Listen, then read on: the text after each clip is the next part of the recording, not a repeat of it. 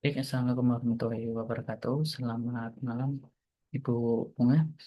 Mohon izin untuk menyampaikan terkait UAS atau ujian akhir semester saya, tas presentasi terkait tugas semester pada tugas semester, yaitu saya mengambil analisis makroekonomi untuk negara Amerika Serikat pada tahun 2022 sampai dengan 2024.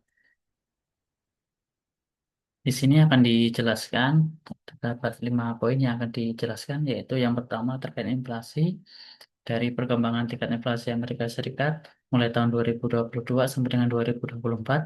Kemudian terdapat nilai tukar USD atau US dollar, yaitu penguatan dolar Amerika Serikat terhadap mata uang global. Akan dijelaskan juga produk domestik bruto terkait pertumbuhan ekonomi Amerika Serikat selama tahun 2022 sampai dengan 2024. Kemudian neraca perdagangan dan pembayaran, serta kesimpulan dan rekomendasi. Untuk yang pertama, yaitu terkait inflasi, pada tahun 2022, inflasi melonjak hingga 6,5 sampai dengan 7%, jauh di atas target yang telah ditetapkan oleh Federal Reserve sebesar 2%. Penyebabnya yaitu permintaan tinggi pasca COVID-19, kemudian disrupsi rantai pasok global, dan perang Rusia-Ukraina yang menaikkan harga energi dan pangan. Pada tahun 2023, The Fed menaikkan suku bunga beberapa kali, inflasi turun menjadi 3,2% di akhir 2023. Hal ini menandakan keberhasilan kebijakan moneter ketat, meski dengan risiko perlambatan ekonomi. Kemudian pada tahun 2024, inflasi mulai stabil di kisaran 3%, namun tetap di atas target. Harga energi dan biaya tenaga kerja masih menekan harga barang.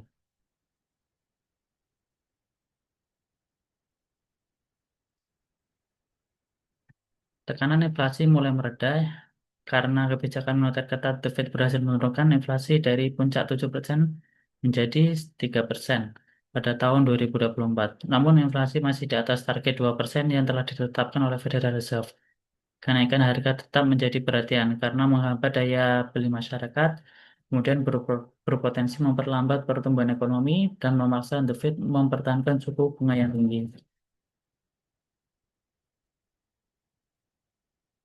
Kemudian terkait nilai tukar USD pada tahun 2022, rata-rata berkisar di angka 15.000 per dolarnya, 15.000 rupiah per dolar. Kemudian pada tahun 2023 terdapat kenaikan menjadi 15.800 per US dolarnya, dan di tahun 2024 menjadi 16.900. Ini kenaikan terjadi karena yang pertama, terdapat kenaikan suku bunga The Fed sehingga menarik modal asing.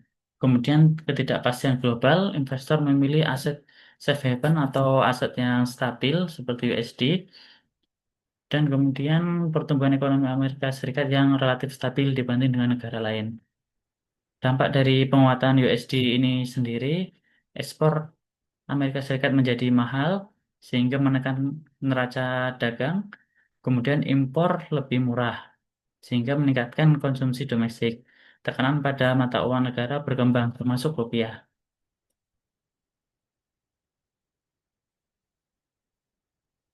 Kemudian terkait produk domestik bruto.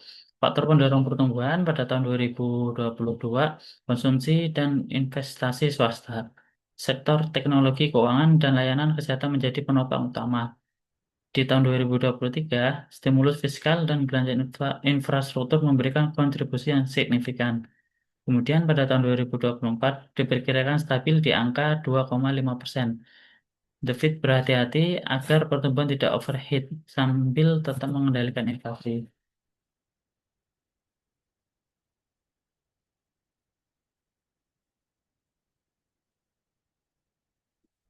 Analisisnya tersendiri, analisis pertumbuhan PDB-nya atau produk domestik brutonya, Amerika Serikat mampu menjaga pertumbuhan ekonomi meski dalam tekanan inflasi tinggi. Kepercayaan konsumen dan sektor swasta relatif kuat, didukung oleh pasar tenaga kerja yang tangguh dan inflasi teknologi. Pertumbuhan ekonomi Amerika Serikat menunjukkan ketahanan di tengah tantangan global, seperti konflik geopolitik dan distribusi rantai pasok. Namun, The Fed harus menyeimbangkan antara pengendalian inflasi dan menjaga momentum pertumbuhan. Kemudian terkait dengan neraca perdagangan pada tahun 2022 sampai dengan tahun 2024 terdapat defisit. Di tahun 2022 terdapat defisit sekitar 945 miliar US dollar. Hal ini terjadi karena akibat lonjakan impor energi dan barang modal. Pada tahun 2023 turun menjadi minus 784 miliar. Defisit menyempit karena harga energi stabil dan ekspor pertanian dan teknologi meningkat. Pada tahun 2024 defisit, defisit naik lagi terutama karena tingginya impor barang, konsumsi dan penguatan dolar. Neraca pembayaran, defisit transaksi berjalan. Pada tahun 2022 sampai dengan 2023, defisit transaksi berjalan berkisar minus 3% dari PDB. Hal ini mencerminkan ketergantungan pada barang impor dan aliran keluar dana untuk dividen dan pembayaran jasa. Pada tahun 2024, defisit stabil seiring perbaikan ekspor dan masuknya modal asing ke pasar keuangan Amerika Serikat. Defisit masih wajar dan tertutup oleh surplus pada neraca finansial, seperti investasi portofolio dan langsung. Kepercayaan investor global terhadap Amerika Serikat masih tinggi. Terkait analisis neraca perdagangan dan pembayaran, impor tinggi, yaitu karena konsumen Amerika Serikat cenderung mengkonsumsi barang impor, terutama dari Cina dan negara Asia lainnya. Kemudian aliran modal masuk, defisit tertutup oleh investasi asing ke pasar keuangan dan aset Amerika Serikat. Kemudian terdapat penguatan US dollar. Dolar kuat membuat impor lebih murah dan ekspor lebih mahal. Dan yang terakhir, terdapat defisit perdagangan. Neraca perdagangan struktural defisit karena impor melebihi ekspor. Kondisi perdagangan Amerika Serikat strukturalnya defisit karena konsumen cenderung mengkonsumsi barang impor.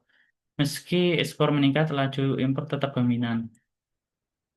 Kesimpulannya, terkait makroekonomi Amerika Serikat pada tahun 2022 sampai dengan 2024 itu masih stabil, namun terdapat tantangan karena ekonomi Amerika Serikat berhasil keluar dari tekanan inflasi ekstrim pasca pandemi. Kemudian PDB tetap tumbuh stabil meski The Fed menaikkan suku bunga. Kurs dolar menguat baik bagi investor namun tantangan bagi ekspor. Tantangan utamanya yaitu inflasi yang masih tinggi meskipun menurun, defisit perdagangan dan neraca berjalan yang persisten, dan ketergantungan pada konsumsi domestik dan impor. Beberapa rekomendasi yang dapat yang dilakukan oleh pemerintah, yaitu yang pertama ada revitalisasi industri, meliputi diversifikasi ekspor dan penguatan industri dalam negeri untuk mengurangi ketergantungan impor. Kemudian investasi energi terbarukan, meliputi pengembangan sektor energi terbarukan untuk mengurangi energi impor dan menciptakan lapangan kerja baru. Dan yang terakhir pengendalian inflasi, melanjutkan kebijakan pengendalian inflasi secara bertahap tanpa mengorbankan pertumbuhan ekonomi. Sedangkan rekomendasi yang dapat dilakukan oleh investor dan negara mitra, yang pertama harus tetap mewaspadai penguatan dolar. Penguatan USD ini bisa mempengaruhi utang luar negeri dan neraca pembayaran negara berkembang. Investor perlu melakukan hedging terhadap risiko nilai tukar. Kemudian peluang ekspor ke Amerika Serikat. Peluang ekspor ke Amerika Serikat masih terbuka, terutama untuk barang konsumsi dan teknologi. Negara seperti Indonesia dapat memanfaatkan permintaan konsumen Serikat yang tinggi.